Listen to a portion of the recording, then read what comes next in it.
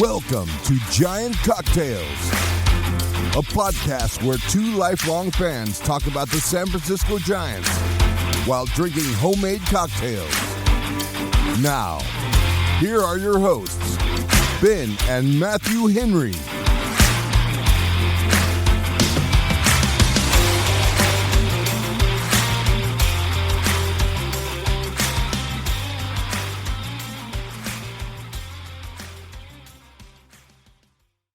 Welcome to another episode of Giant Cocktails. I am your host, Ben Henry, alongside my brother, the dubitable Mathew Henry.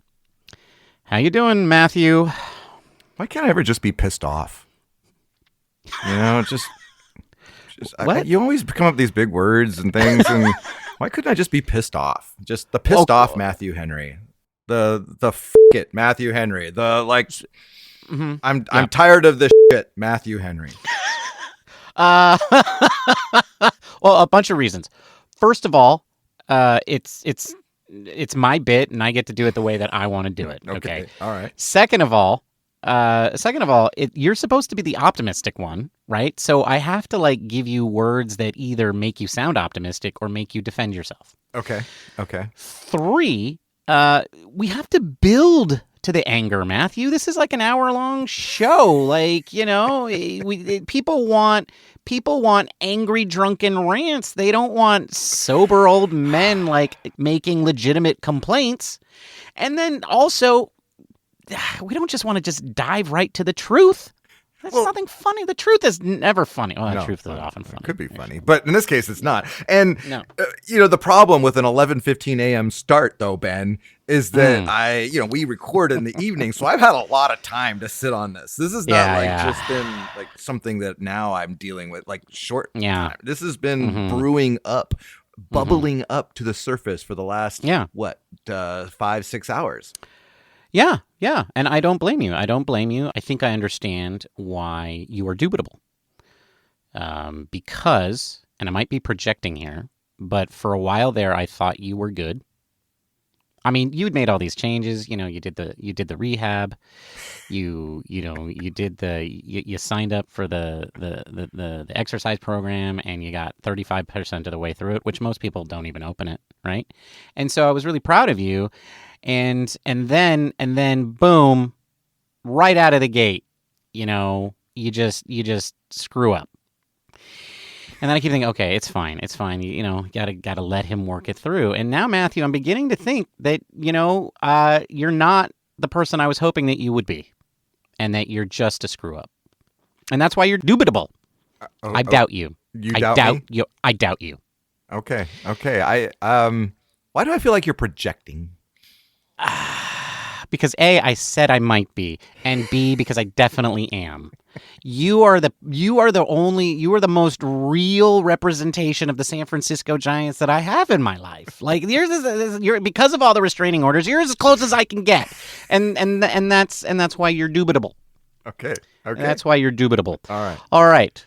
Well, there is a theme to today's show, Mathew, and we're going to move on now to the icebreaker, which is going to continue our theme. Which is, I'll let people figure out what the theme is. But are you ready for the icebreaker, Mathew? Please, yes. This one is parenting advice driven. So for those of you who are parents and maybe aren't doing a good job at it, and I am informed by my children that that's everybody. because apparently every generation above Gen Z sucks. You're not a parent until your almost adult children sit you down and tell you how awful you were as a parent. Good. Yeah. Right. So if you have a child that's small right now and that thinks you're wonderful, at some point they're going to sit you down and tell you all the things that you did wrong. So just be prepared for that. Right. And so this is parenting advice because Mathew and we are accomplished parents. We have children. And they made it mostly to adulthood. Most of them made it to adulthood. Yeah. And so, okay. Anyway, here's my question. Okay. Mathew, all of your kids are go-getters. Yeah. But hypothetically speaking, is it better to hope that your kid will pull their stuff together and prove that they're capable and maybe even smart? Or is it better to just accept the fact that they're dumb? Okay. I know we all want to think our children are smart. Fact remains, though, half of the population has an IQ under 100. Right, because that's what 100 means. Like 100 means average. Exactly. And I think everybody, though, if you ask them, they all feel like they're on the plus side of 100. But that's not statistically possible. Right? Just like how everybody's is a good driver. Yeah. So I think it's better to understand that you're dumb early on so that you can make the necessary plans for living your life that way. Like, you can't... Although there has been some scenarios where people feel that they're so dumb that they think they're smart and they just BS their way through life. That maybe that's the way to go. But no. Better to know that you're dumb.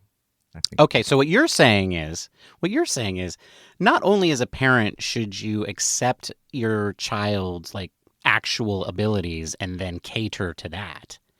You're also advocating that you tell them how dumb they are. So not only should you give them the tools to like, muddle through life, because let's face it, they're not going to be successful because they're dumb, but also they should know that they're dumb. And so therefore it's a parent's responsibility to tell their children they're dumb. Yes. Yeah. Well, good job, mother. All right, moving on.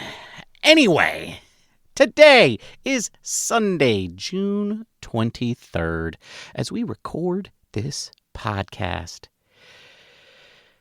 I know this is the part where you usually say their record. Yeah. I don't think you actually have to tell them. You just I do have to. I have to because it's here in the notes and I have to check every box off. Your San Francisco Giants went 1-5 this past week, including a sweep to the St. Louis Cardinals. No, they only lost 2 games to the St. Louis Cardinals. I don't remember who they lost to. The Birmingham Black Barons? No, they didn't lose to the Black Barons, Matthew. The Cardinals were representing a St. Louis team. Oh, okay. I forget who it was, too. Did you even watch the game? I did, but, details. Come on. Yeah. Okay. Anyway, they got swept by the Cardinals, and now their record is 36-42. Unfortunately, Matthew and I talked about this off air. We think that their record is now so far under 2 games under. They're 4 games under homeostasis. Therefore, they are 6 games under 500. And we feel like they're so far under homeostasis that they may have to realign. They may have to normalize, and we may have to find a new homeostasis. Mm-hmm. And unfortunately, we don't know what that is. Conditions have changed. And when conditions change, homeostasis needs to be readjusted. Yeah. That's right. Right. And so you need to find the new homeostasis. But in the meantime, where do they stand in the standings? Because, yes, we got to go through this too, folks. Why do we have to do this? Because we're San Francisco Giants fans. Like, this is it. This is like the only reason. Like, why are you and I sitting in our closet? More, even a bigger question from my standpoint is, why do people download our show and listen to it? Gluttons for punishment, all of us. Because they have to be really big San Francisco Giants fans because they're so desperate for content. They come down here. All right, give it to me. What's the standings? And if they're coming, then they have to get what they deserve and what they expect. And here's what it is. The San Francisco Giants, with their 36-42 record, are 11.5 games out of first place in the National League West in 4th place. 2 games behind the Arizona D-Bags, 3 games behind the San Diego Padres. Good news, folks. The Giants are still, I think, an infinite number of games ahead of the Colorado Rockies. Right? I think it feels that way. Yeah, it's just infinite. Yeah. But that's a whole different universe, right? The Colorado Rockies are a whole different universe. Okay, so what does that mean in the wild card standings? Well, believe it or not, folks, the Giants are not nearly as bad off in that area. They are only 3 games out of the last wild card spot. Whatever. I mean, there's only like 75% of the league still ahead of them, though. 5, 6 teams ahead of them that they have to pass. Well, they have to pass 7 teams because then they have to get past the team that's in the third spot, which is the San Diego Padres. But that's only 3 games ahead of them. And also good news, even though the Giants have fallen all the way to the back of the pack, the middle place pack, right? What do they call that in the Tour de France? The peloton, right? They are at the back of the peloton. You know, they're at the back, but they are the worst team in the National League that still has a chance, right? Because they're still way ahead of the Miami Marlins and, of course, as I said, the Colorado Rockies. So there you go. The Giants, Matthew, are not the second worst or worst team in the National League West. Let's celebrate that. Oh, cheers, Ben. Man, yep, see, we have to find a new homeostasis. We can you say Peloton, right now is the U.S. Track and Field Championships, and you and I have a passing interest in track and field, and that group that you're talking about, like in a distance race, I don't care about what they call races. them? They call them losers. That's what they call them. The top 3 make that's what they call to the Olympics, and the rest are just losers. And so I thought they called that the chase group. Yeah, and then when they finish, they're losers. Matthew, I never watched those races. That was nap time for me. I did real track and field. I was a sprinter. I did too, but then I got older and I started coaching them, and then it became kind of more interesting to me. You should try it. No, I would never. All right, Matthew, I've taken up too much time. This episode is running long because Ben can't shut up. Oh, come on. All right. You're right, Bob. You're right. It's time for the trivia question. Matthew. All right. Thanks, Bob, for keeping us on track. All right. Well, today, Sunday, June 23rd, we watched Sonny Gray nearly no-hit the Giants, and it got me to thinking, who was the last pitcher to pitch a no-hitter against the Giants, and who made the final out? Well, so first of all, Matthew, that is a trick question because the Giants have never been no-hit. Au contraire, mon frère, they have been no-hit 15 times in their illustrious history, which seems actually a pretty good average if you ask me. They played more games than almost anybody else in Major League Baseball, and they've only been no-hit 15 times. I mean, yeah, that does seem right, nice mathematically, but when it happens on your birthday, it just feels like it's a sting. It's a sting you don't want to remember. All right. Okay. Yeah. All right. Well, I'm still going with nobody ever, and then the person to make the last out was therefore nobody. Okay. All right. We'll see how wrong Ben is at the end of this episode. Enough with the banter. Let's talk cocktails. Yes, Bob. Let's talk cocktails. What are you drinking, Matthew? Well, this week has been one big distraction for me. And between the Giants playing like crap and then some actually really cool things going on in my life, haven't really had time to really dig into a new cocktail. So what did I do right before? I just made one up. So I am calling it Dancing Naranja. And what's in a Dancing Naranja? Well, it's got 1.5 ounces of white rum, a 1/2 ounce of cognac, a 1/2 ounce of orange liqueur, and in my case, I'm using Grand Marnier because it's cognac based, and I felt like that was a good match. 3/4 ounces of strawberry syrup, and 3/4 ounces of lime juice, and 2 dashes of Peychaud's bitters. You put them all in a shaker with ice, give it a good shake for about 12 to 15 seconds, double strain that into a chilled coupe glass, and then garnish it with a lime wheel and or a strawberry slice, and you have the Dancing Naranja. It's kind of a rich but sweet and tart drink that's very tasty. So that's what I'm drinking, the Dancing Naranja. That's a tasty cocktail. Yeah, it's actually pretty good, Bob. What are you drinking, Ben? Well, thank you for asking, Bob. That's very kind of you. Today, Bob, I am drinking another cocktail with vermouth in it because I'm tired of that bottle taking up room in my refrigerator. And I'm too cheap to dump it out.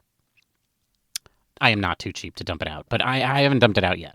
But anyway, what am I drinking? Well, today, Bob, I'm drinking a cocktail called the Blood and Sand.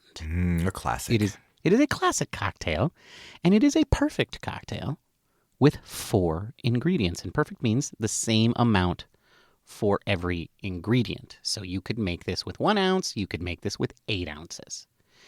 And this feels like an 8-ounce time for the San Francisco Giants fan. It really does. Go with the 8 ounces, folks. No, well, okay, go with the 8 ounces because it's 2 ounces of each ingredient, not 8 ounces of each ingredient. Oh. Because that's not safe. Drink at your own discretion. We are not responsible for anybody passing out. Or dying. Okay, so it has 1 ounce of Scotch, blended Scotch, generally not a peaty or Islay Scotch. 1 ounce of cherry Heering liqueur, 1 ounce of sweet vermouth, and 1 ounce of orange juice.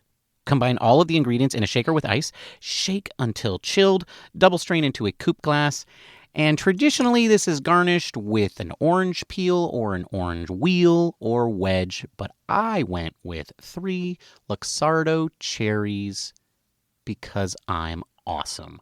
And that's what I'm drinking today, the Blood and Sand. It creates a very sweet forward, but still very like deep, dark kind of undertones in flavor cocktail with a nice, mild, bitter finish. The Blood and Sand.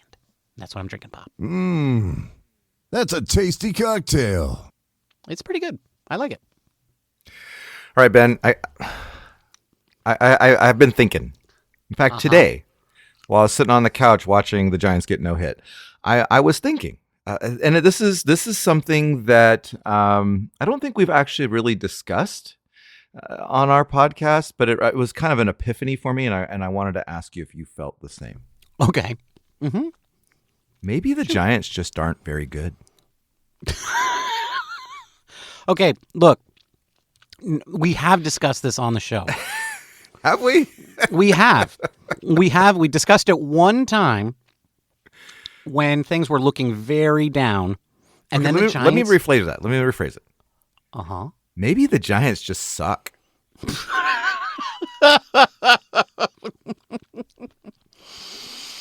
Okay. Well, I have a sort of...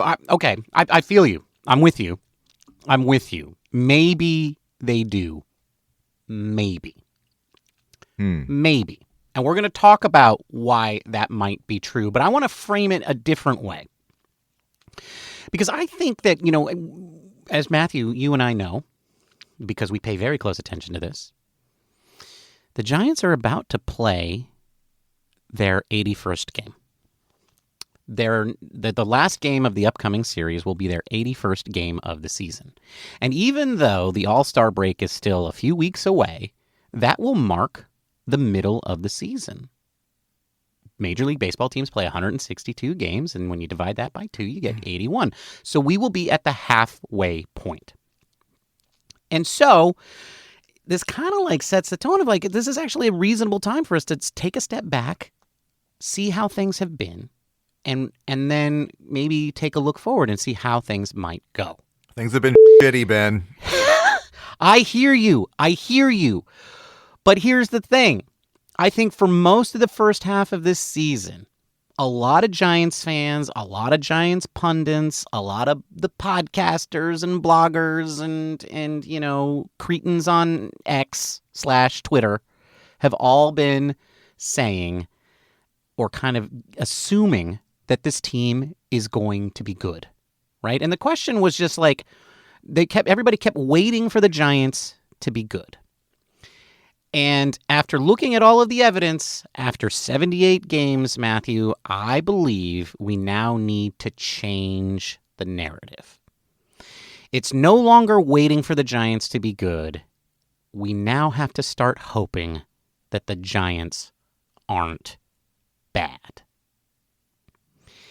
And I agree with you. There is a lot of strong evidence to suggest that the Giants are bad. And that's what we're going to talk about in our first session of the day, our first segment of the day. It's like, maybe the Giants are bad. And not just like, oh, they're frustrating because the offense can't do things. Like, no, like maybe the Giants are bad across the board. And what we're going to do is we're going to go look at all the reasons why that might be true. And for those of you who don't like the pessimism, segment 2 is going to be like why there is still hope. All right, so we're going to get there. But first we got to bring you down before we can build you back up again. And look, here's the thing, Matthew. This season, there was a plan, right? There was a clear plan. The plan was we're going to go out, we're going to get some big-name free agents who are going to help bolster our pitching and our defense. We're going to build that, or we're going to add that to the existing good young pitching that we have, and which we have some really promising starters, and we have a very good, at least the core part of a good bullpen. We're going to take all of those components, we're going to package that up with an offense that is maybe, middle of the road. And then the team will get stronger as the season goes on because we'll start to add back Alex Cobb and Robbie Ray to add to our existing rotation of Logan Webb, Blake Snell, and the finally arrived Kyle Harrison. That was the plan, right? Yes. It was a great plan. Yes, it was. It's a good plan. I like that plan. But here's the problem with plans. They're easy to write down. They're harder to execute. Matthew, how has the plan gone? Oh, the plan has gone to shit, Ben. Yes. I love that you're swearing so much on this episode because you edit it. That's right. That's why I'm just freely talking because I know I'm the one that's got to do it. And so the plan was around pitching and defense. Defense was Matt Chapman and Nick Ahmed on the left side to bolster the ground ball pitching. And now Matt Chapman has almost as many errors in half a season as he did all of last year. Nick Ahmed has been injured. We had Marco Luciano throwing balls away or booting balls, and just so defense has not exactly been the calling card. Jung Hoo Lee got injured. Ramos has provided some really good, awesome moments, but really we're not the defensive team that we thought we were going to be. And then the pitching, what pitching, Ben? What starting pitching and what depth are we talking about? Because we haven't seen it. And Blake Snell has been a disappointment when healthy, and even bigger disappointment while injured. Just look at today's AAA rehab start where it took him 51 pitches to not even get out of the second inning. So just. Yeah, the plan sucks, Ben, and nothing has gone to plan. Nothing. The plan has been brutalized across the board. Absolutely. And I think, so first of all, Bob, what do you think is wrong with the team? Our bullpen sucks. That might be the least of the problems. Bob, Bob. I don't know what you have a thing against the bullpen. I think is the problem here, Bob. I think actually that's been the strongest part of the team. Hasn't exactly been the best. No. But here's what I will say. I want to talk about. Okay, so we are going to talk about the starting pitching. So let's talk about that next. But first, I do want to talk a little bit about the bullpen. But what I really want to talk about is the first two spots in the bullpen, right? The first two people that you would see come into a game, right? What you call the bad part of the bullpen. The part of the bullpen you really don't want to see, right? The first two slots of that of the roster and the fifth starter spot have all been really problematic for the San Francisco Giants. And I think one of the things that has really stuck out to me is that all of the replacement pitchers that we have put into those spots have been awful. They have just been absolutely awful. And it's the thing about replacement players is you don't expect them to be good, right? They're not right? These guys are who shouldn't be on the team. But sometimes you hope that, you can have a guy who comes in and at least settles in as like slightly below average. So he gives you a fighting chance. And the thing is, like, with the performances that we had out of Dalton Jeffries, Spencer Howard, Mitch White, Kai Tang, Nick Avila, Landon Roop, who was, looked really, really good in spring training, and then I think had a couple good games, and then really went downhill from there. You just haven't had any one of those guys stick for long enough where you feel like you can trust him in another game, right? And that has been a huge, huge pain point. Because even as we're waiting for these injured guys to come back, you at least hope that the guys who are holding down the fort can actually hold down the fort.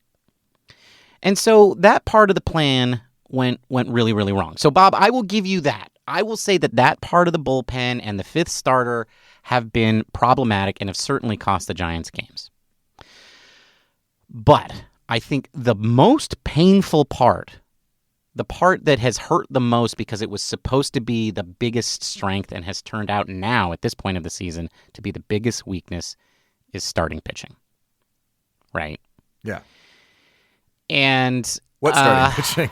Right. Well, Mathew, you wrote the notes in this one, and I think since you've already given yourself so much work, I think you should read this headline. Oh, okay. The note that I put in the show notes is, our starting pitching has been a clusterfuck camouflaged by potential. That's like the kid at the beginning, right? Yeah. The kid that you want to be smart. He's got potential. Yeah, no, ma'am. No, ma'am. He's getting bad grades in school because he's dumb. He's, as Mathew says, a cluster bleep. There, Mathew, I self-bleeped myself. Thank you. Yeah. And, yeah, like, this is the one that really hurts. And, I mean, I don't know how this could have gone any worse. And the funny part is that there's actually been one really great story here that continues to be a great story, although he didn't have the best of game in his last start. But that's Jordan Hicks. Yeah, absolutely. Yeah. Right? And that was one that everybody doubted. And he has been, he's made every start. He has given you consistent performance. And he has now pitched more baseball in a single season than he ever has. And he's only halfway done with this year. So I think you've had a tremendous bright spot from him. And then Kyle Harrison was a little underwhelming to me to start the season, but really looked like he was starting to put things together. And then, boom, what happens? Injured his ankle at the weight room. Steps on a weight or something.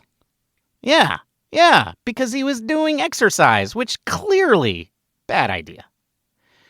And then, of course, there's the Blake Snell situation, and which at this point we don't know what, like, are we better off that he's not on the team or not, right? Because you kind of don't know at this point. You're like, is it good that he needs to make another AAA start, or is it bad? Well, it's bad because we don't have anybody else that's able to make these starts. And so unless you want to bring back Kai Tang. Yes, but Mathew, I think if you go look at their ERAs, like, I think he might have the worst of all the starting pitchers. Well, his ERA was like 9.51, so that wouldn't surprise me. I mean, maybe Dalton Jeffries was worse, but only him. So, like, yeah, I get it. We keep hoping. And that's I think that's the thing that really annoys me about the situation with Snell, is you keep hoping. That's right. They're cluster camouflaged by potential. That's right. That's right. We think, oh, it's going to be okay because, Blake Snell's going to come back. Mm-hmm. Alex Cobb's going to come back. Robbie Ray's going to come, and save the day. And so far, who knows? Who knows? Right. So, yeah, it's and then everybody else that we put in that spot has absolutely been a disappointment. Right. And you're right. I mean, like, the Oakland A's could call up somebody and get a quality start out of somebody, right? But we can't. Right. And I think, is that a lack of preparation? Is that bad luck? Is that the wrong personnel? Farhan Zaidi, smartest man in the room. Farhan surely knows why it hasn't worked. he's pulled all the right levers now. Yeah. He's like Oz behind the scene, just right. like pulling the levers. But those are not the only things that have gone wrong, of course. But there's one thing that you and I have been bagging on all season, so I don't know that we need to go too deeply in it. And that's the offense, right? What offense? Exactly. But here's my thing. Like, the thing about the offense is that this offense isn't supposed to be the worst in the league, and it really isn't. It isn't. But it has been so up and down, and you get good performances kind of out of everybody, Elliot Ramos notwithstanding, but only for a moment, right? Only for a moment, and then suddenly they go crashing down again. And so you have all of these guys who are being super streaky, and the thing is like, only once in a blue moon do they all put their streaks together at the same time. And we saw that exactly one time this season. And what happened? The Giants, the team surged. They went above 500. And they finally had some games where they were picking up the bullpen. They were picking up the starting pitching. They were picking up bad defense because they were hitting themselves out of those problems. But then, poof, it all disappeared again. And so I think the biggest knock against the hitting is that they just haven't put everything together enough, right? It just so much unclutch performances, so many. And I think that's the biggest thing that has hurt us on the hitting side. But really, Mathew, I think the one thing that has hurt the San Francisco Giants as much as anything is injury. Yeah. Because maybe you make it through all of that stuff, or maybe some of those things aren't as bad as they seem if the Giants hadn't been hammered by so many injuries, which was kind of funny because for the first month of the season, aside from the guys who went down during spring training, we didn't have any injury problems whatsoever. And then the sky fell. But at the same time, I was thinking about that, Mathew, and I was thinking about how many of those guys who got hurt did we really miss? Jung Hoo Lee. Yeah. I mean, Jung Hoo Lee was an absolute heartbreaker. And then there was the other two big position injuries. But first of all, back to my theory. So Jung Hoo Lee, yes. But then Blake Snell got hurt. Was that bad? It wasn't good. Well, no, it's never good when somebody gets hurt. Like, I don't want people to get hurt, but no, you're right. Because the people who pitched in his place, they weren't good either. Right. So at least he would have been pitching, right? And so he would have been getting to this mythical second half that everybody keeps talking about. Oh, the Blake Snell second half, we got to get there. Well, he can't get there if he never pitches, right? So yeah, I guess, and you're right. In that sense, the Blake Snell injuries have been bad. Also on the pitching side, Keaton Winn. Remember when he hurt his elbow in the beginning of spring training, Mathew? Yes. Yes, I do. Well, that is allegedly the reason why now he is hurt again. Ruh-roh. Yeah, and then but the last time he went on the IL before this, he had a forearm issue. Yeah, I think that's what it was. So I guess my question is, Mathew, has he been healthy at all? Is that why he's bad? Is Keaton Winn bad because he got hurt, or is Keaton Winn bad because he's regressing? Yeah, I think the injuries have been a secondary thing to just overall ineffectiveness. I mean, if you're hurt, then don't pitch. And so I don't know. Mathew, he would not be the first athlete on the face of the planet to not tell people he wasn't feeling good. Well, okay. Yeah, good point. So that's my question. I just wonder if that's what happened. But you're suggesting no, he's regressing. The Keaton Winn that we saw, win that we saw for the last 5 or 6 starts, we had one good start and all of the other ones were abysmal. You're saying that that's him regressing and that wasn't injury, that was just bad performance. I think that has to be part of the conversation because he didn't really have a strong enough track record to begin with. So right. I think we were hoping that he would take that next step. He didn't. And, it's convenient to pin that on an injury and say maybe he was hurt, but we don't know. And maybe it wasn't. And so now is expecting him to come back. Is that going to be a good thing too? I don't know. I don't know. I don't know. Well, okay. Well, I want to talk about the last injury because honestly, when I think about everything, when I think about where the San Francisco Giants were when this guy got hurt, and I also think about some of the things that yours truly said on this show, which was, if this guy gets hurt,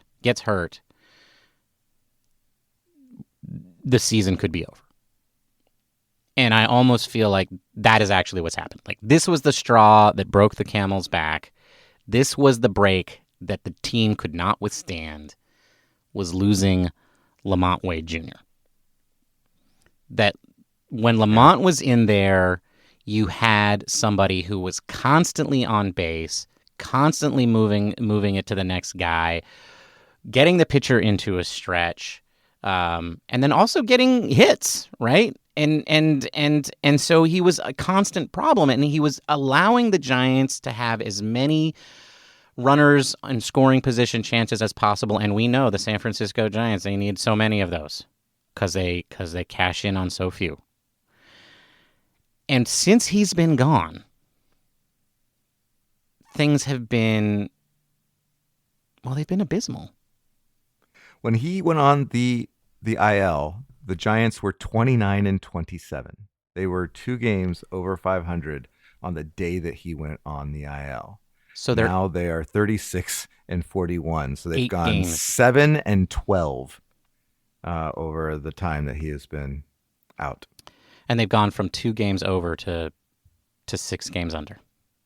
Yes. Yeah. Well, if that doesn't tell you that Lamont Wade Jr. is a good baseball player, nothing will. Because apparently him playing good baseball didn't convince you. Hypothetical you. Well, Mathew, they're off. It's over. It's over. The Giants are the worst team in baseball. I mean, aside from the Marlins and the Rockies, whatever, yada, and the Pirates, the White Sox, yada yada. And we might as well just pack it in.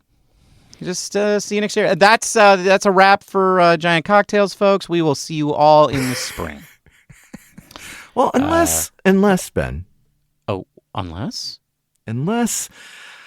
maybe there's a few things that could happen to turn this season around. There he is. There's the optimist. It could happen. It could. Well, you know what, Mathew? I agree with you. And you know why I agree with you?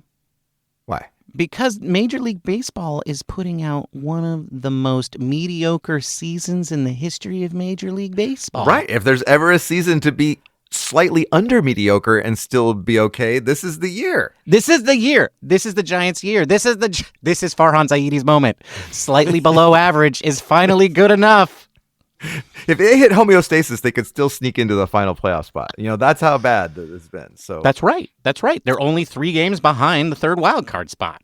All right. So the solution, Ben, could start with all the names that you talked about on the starting pitching front, right? The Robbie Ray, the Alex Cobb, the Blake Snell, even Tristan Beck. You get all these guys back, which they all are expected back within the next, couple of months at the very least. Maybe there's enough firepower in there to, go on a little winning streak. Okay, and all it takes is, a 6-game winning streak. Knock off a couple series, and all of a sudden you're right back into a playoff spot. So I think you could have the starting pitching could be the solution. So you're saying Okay, so you're saying we could have a rotation of Logan Webb, Jordan Hicks, Robbie Ray, Alex Cobb, and Blake Snell. Absolutely, yes. And Kyle Harrison is like long, and Harrison and all these guys giving you long relief. You all of a sudden that lengthens your bullpen. You've got guys that could step in. All of the above, and now all of a sudden you've got this rotation that's vaunted, and you've got depth, and so I think the second half could be a real winner if all those guys come back and contribute as expected. Well, let's ignore the fact that you said if. So what you're saying though, so one of the problems that the Giants have I don't know. We might talk about this in a future episode, but it really upsets me. This whole like the starters only pitch 4 innings maybe every game, and like how in the minors, you mean? Well, no, the San Francisco Giants. The San Francisco Giants starting staff only pitches 4 or 5 innings outside of Logan Webb, and that really pisses me off. Part of the problem is, as you just said, yes, because they don't let their young pitchers ever go long in the minors, ever. They don't worry about that until they get to the majors. So these guys, when they get to the majors, they are not capable of going anything longer than 5 innings, and many of them have rarely, if ever, gone 5 innings. Yeah. So but also you went and signed Blake Snell, you signed Jordan Hicks, you knew that you had these old injured men coming back in Robbie Ray and Alex Cobb. Yeah, and none of them are going 7 or 8 innings. All of these guys are going 5 innings maybe. And yet everybody's like, oh, the bullpen is taxed. I'm like, this should have been a foreseeable problem. And so what I like about you saying is that all of these guys coming back, sure, none of them can pitch 5 innings. But you know what you could do? You could do something out of the ages of old, Mathew, and have a 6-man rotation. And then, sure, none of your starters can go more than 5 innings, but none of them are super taxed. And then, maybe one of those guys can actually pop in every 5th day. And instead of being another starter, he can jump in for somebody instead of being a starter. And so you suddenly have this situation where that's not as much of a liability as it seems to be. Okay. And this is a plausible thing. Yeah. Now, nobody's ever, like, somebody always gets hurt. But let's ignore that. Let's pretend that the injury bug that got the Giants at the beginning of the season gets inverted, right? As they say, it evens out, right? Because everything always evens out, Mathew. No, it doesn't. No, it doesn't. It doesn't even out. Even in terms of probability, it's not even like when you are bad for the first half of the season, that does not mean that you're going to be good for the second half of the season and even it out. No, it could also mean that you just be bad the whole year. It could mean that. In fact, the most recent information suggests that it will be because you've been bad for the last 3 months. But if you're going to use that same old prediction, what it means is the rest of the season should be what you call good, but because it's now being added to a very bad beginning half, your full season is going to be below what your expectations were. Oh, no, we expected the Giants to be 2 games under 500. No, we did not. Now, there's a little voice in my head who's telling me you should have, though. Yeah. In retrospect, why was I so optimistic, Ben? I don't know. I don't know. I think alternatively, though, on this pitchers thing, I think that you also might see, instead of a 6-man rotation, but I think you could see like Beck and Harrison and Jelly and all of them doing like piggyback games. Yeah, piggyback games. One guy going 3 or 4 innings and another guy. Well, Mathew, that's what they are used to because that's what they grew up doing in the minor leagues because the Giants were so scared of them getting hurt. Yeah. Of course, what happens when they come to the major leagues? Well, Keaton Wynn shows you they get hurt. So I'm with you. Starting rotation still can become a strength, right? Mm-hmm. As long as we can just hold things together until all of those guys come back or even some of them start coming back, then it becomes a strength again. And our poor, desperate offense needs to score just slightly less runs to win. Okay, I'm with you. Okay. But is there anything we can do about the offense? Well, I think the biggest thing, as we already covered, is the addition of Lamont Wade Jr. I mean, it's almost like you're trading for a guy at this point, right? He's coming in to bolster the offense, and so goodbye Trenton Brooks, and and hello Lamont Wade Jr. I think that alone, makes it a lot more. A lot stronger lineup. Right. So that's one area. I mean, that you could just check off the list. The trade deadline's coming up. and I think so possibly go out and get some help. I mean, like the Yankees do it today with J.D. Davis. The Yankees got J.D. Davis? Yes, and he and his 93 OPS plus or whatever. And hey, look, 93 OPS plus means just slightly below average. means right? 7% below average. Yeah. Right. Well, I mean, that means you have a 9. It's like we talked about earlier in the show, Matthew. Not everybody can be above average. That's Some people what are going to be average dumb, means. right? Yeah. That's right. Yeah. Yes. Some of your kids are like not even. I don't want to say he's remedial. This is just not. He's not a. He's a C minus. He's a C plus student. Well, okay, my point is though, that's the kind of player that's going to be out there for the Giants to get, right? I mean, I don't think. I wonder how Carlos Correa is doing these days. Bob, no, we're not trading for somebody like Carlos Correa. Okay, it's just not happening, buddy. You got to let it go. I mean, it's been 2 years, dude. Like. I don't think they're going to trade him, Bob. I think we just got to let that one go. But I think that brings up a good point, right? We're not bringing in a Carlos Correa type player. You're bringing in a guy that's maybe going to go. You're going to replace a guy that has a 93 OPS plus to someone who has like a 96 OPS plus. Like I don't think it's going to be that big because there's so many teams.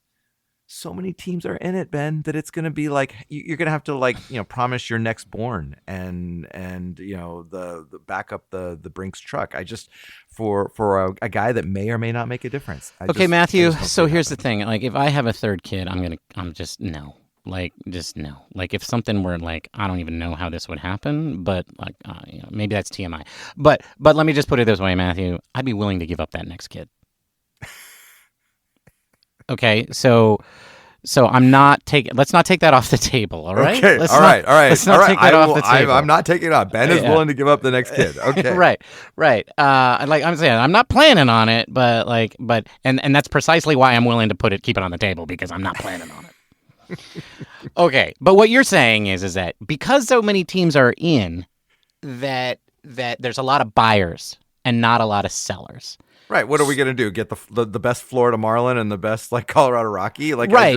Or the best Chicago White Sox. And for some reason, everybody wants to keep writing out the Blue Jays, even though the Blue Jays are in the mix just like everybody else. I think that's because they have guys who are the most traditionally interesting in terms of trades. Yeah. It's because of the names, not because of the team. So what you're saying is there's going to be a lot of sellers, there's going to be a lot of buyers and not a lot of sellers. And what does that do to the market? Well, it drives up prices. Yeah. And so you're saying it's like it's going to cost us Hayden Birdsong and Marco Luciano to get Joe Schmo. Right.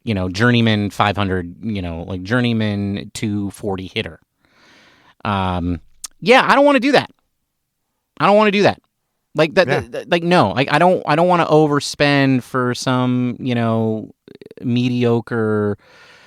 I don't know what would outfielder. No, and so no, I don't want to do that. I don't want to spend. I don't want to overspend. I will say though, Ben, on that note, like we as fans tend to we get attached to the prospects. And so you make this argument in the past. I know what you're saying. So don't get attached to prospects. Trade them for known commodities. If you can get a guy, then trade them. Okay. Okay. Look, you know what I think we should do with our prospects? Play them. Yeah. Make them not be prospects anymore. Okay. We talked about this so many ways. Like, how does a prospect become a major leaguer? You promote him. Right? Like, are you telling me that I'm better off watching Michael Conforto than Luis Matos? And I know they hit from different sides of the plate. But, are you telling me that I'm better off? That's better for the Giants and more fun for me? I don't believe you. I'm not telling you that. I don't believe you. So, that's my aim. Don't trade them. Call them up. Yeah. Okay. All right. Well, so the trade market going to be tough, but there are still some players out there that maybe could help the Giants. Oh, really? Bob, can you think of anyone that maybe we could sign to help our offense? The captain, Brandon Belt. What? That's right, Bob. Bring back the captain. He could hit better than Trenton Brooks. Okay, yeah, and so therefore he should already be on the team. Yes. I mean, like the moment that Trenton Brooks was called up, like, no, that should have been, like, if they were going to do this, it should have been then. Yeah. No, that's not happening. But no, it's not happening. But, today, friend of the show, Andy Baggerly. Oh, that's right. Former guest, wrote an article. And at the very end of the article, there was like this little mention of Johnny Cueto being available to sign as a use and burn, I think, as Andy put it, right? So you would throw him on the 40-man, use him for like a few starts till everybody gets healthy, and then you DFA him. Right. And he has an opt-out on July 1st to sign with any team. He's pitching for the AAA, the Rangers AAA team, I believe. Right. And so would that excite you? Would that be interesting? Does that improve? Is that like Dalton Jeffries 2.0 at this point?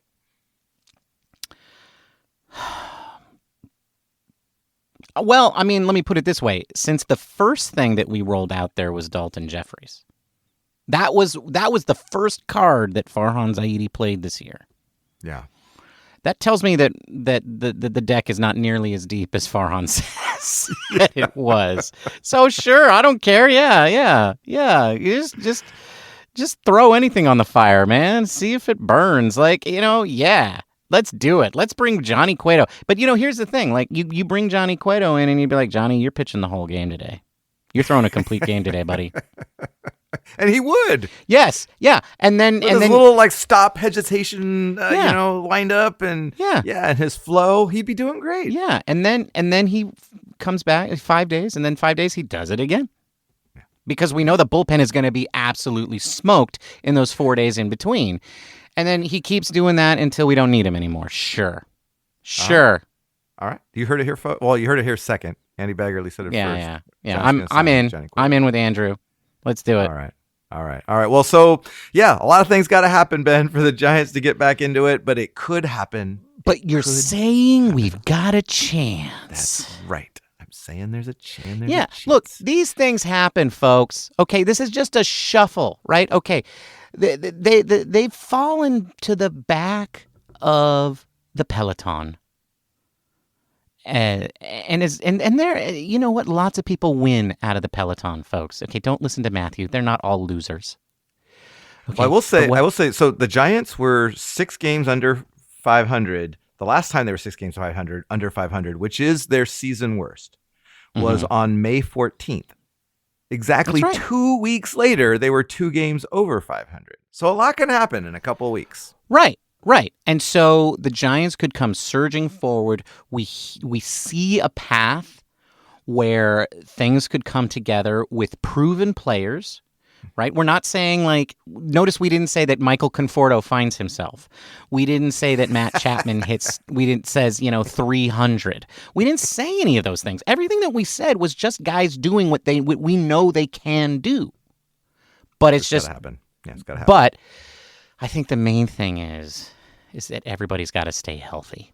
Like, the injuries cannot be as evil as they were in this first half. Yeah, and that is the main hope. But it can happen. It can happen. So I'm a believer. Okay, good. You're a believer. The main thing, no injuries. The second main thing is keep listening to Giant Cocktails, even if the Giants don't. Yeah. Look. As we said, if things go the wrong way, you don't have to keep watching the Giants. You don't have to go on Giants Twitter. You don't have to read all of the articles. You don't have to listen to any other podcast. You don't have to listen to, Alex tell you just, all the things that, you're smart enough to already know.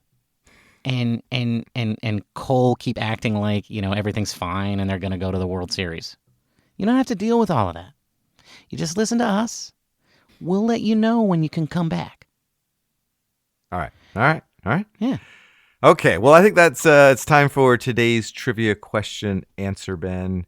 If you recall, the question was, who was the last pitcher to no-hit the Giants? And in that game, who made the final out? Yeah, and I called BS. This is a BS question. It was a BS question. It's a BS question. This has never happened. The Giants have never been no-hit, and therefore the answer is No one. And the answer to the second part is undefined. The answer to the question is in July 2nd, 2013. The Cincinnati Reds' Homer Bailey, which is the worst name for a starting pitcher in the history of baseball. No hit by Homer Bailey? We got no hit by Homer Bailey on July 2nd, 2013. And Gregor Blanco made the final out. Ironically, someone who played a huge part in another no-hitter / perfect game that we all know, right? That's right. That's right. Gregor Blanco, hero of the Matt Cain perfect game. So that is the answer. The Giants have not been no-hit in the last 11 years, and they dodged a bullet again today. So, thank goodness. Thank goodness. All right, looking ahead. Well, it's the Chicago Cubs, and it's a lot of Cubs. It's like 4 games. So you were saying that 81 is going to be the end of the series. It will not. 81, and then right, the third game of the no, I just Cubs assumed series. It was a 3-game series. But that means, Matthew, we have to face Kyle Hendricks again, who I believe has one-hit the Giants 2 games in a row. He did it last year to them. Awesome. And unfortunately, Logan Webb pitched today, so he will not be able to pitch in the Chicago series. Oh, man. So bullpen game is what you're saying. That's basically what it is. Yes. Awesome. All right. Angel. Well, so notable Giants that have played for both. I think we did this last week, but I got new players for you, Ben. Okay. Yeah. Angel Pagan. Ooh. Matt Duffy. Oh, yeah. Okay. And Mike Krukow. That guy. That guy. Yeah. All right, folks. Well, that's a wrap. Don't forget to follow us on the socials at Giant Cocktails on Twitter, Instagram, Threads, and Mastodon. Don't forget to leave us a positive review. That means a 5-star review. That really helps out the show, and plus we love seeing all your comments. And don't forget to subscribe if you haven't done so already, so that you know when we go live. Oh, and you can also follow us on YouTube. Don't forget that YouTube, where you don't have to see our faces. You could just listen to us behind the scenes while you're pretending to do work. All right, Ben. It was good chatting with you. We'll see you in a few days when we're after game 81. We'll see if the Giants are able to turn this around. Until then, my friend, cheers. Cheers, Matthew. Bye, everybody. Goodbye.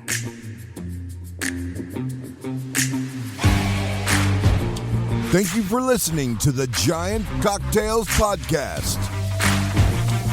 Until next time, bottoms up.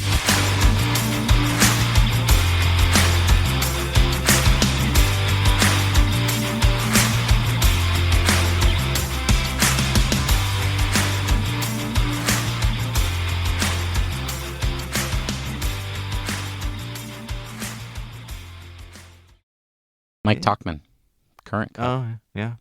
Also, yeah. Just Albert Pujols' favorite player. Is Mike Tachman? Yeah. Oh, that's right. Sorry. Yes, I remember it.